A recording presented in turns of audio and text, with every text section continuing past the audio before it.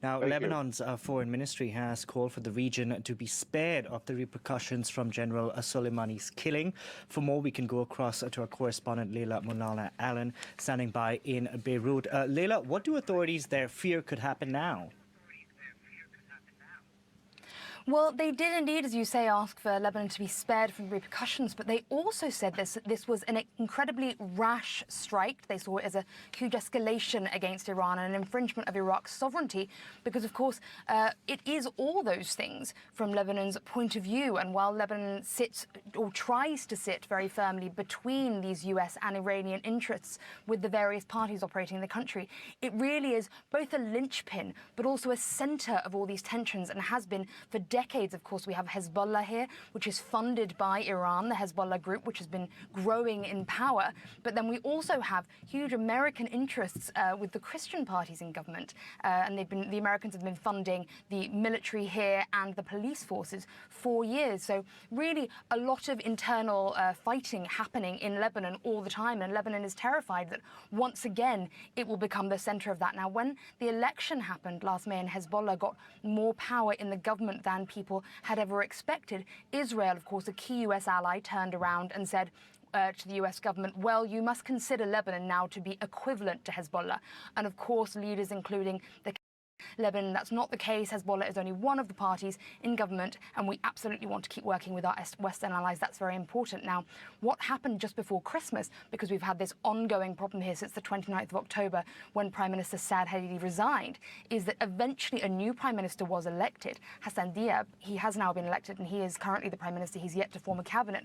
But he was elected by only half the parliament, and half the parliament that elected him was on the side of Hezbollah's alliance in parliament. So more than ever now, the Lebanese government is going to be seen as leaning towards Hezbollah.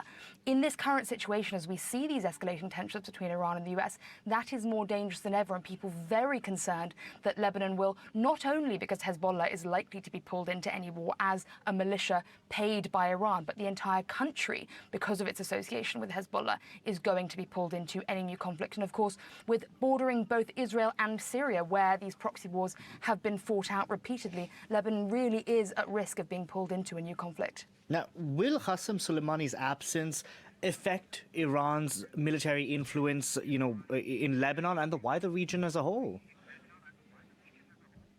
Absolutely. It's incredibly difficult to overestimate just how important this man was. He was the mastermind behind Iranian foreign policy, military policy for over 2 decades. He really, all these militias that we see across the region operating in Lebanon, in Iraq, he masterminded the take-back, President Assad's take-back of Syria, with troops obviously sent by Hezbollah, but also Revolutionary Guard Corps sent over from Iran. Even as far as Yemen, he's been operating there, where Iran is supporting Houthi fighters. So he really had a finger in every pie and very carefully orchestrated all these militias to spread Iranian theocratic Shia influence across the region in a very, very slow and steady, careful way, so that really these militias were rooted before people even realized what was happening. And of course, many of these groups constantly fight with each other and have differing interests. And he was by many seen as the authoritarian figure, the father who was able to put all these people together. So without them, Iran's fingers all across this region may quickly crumble.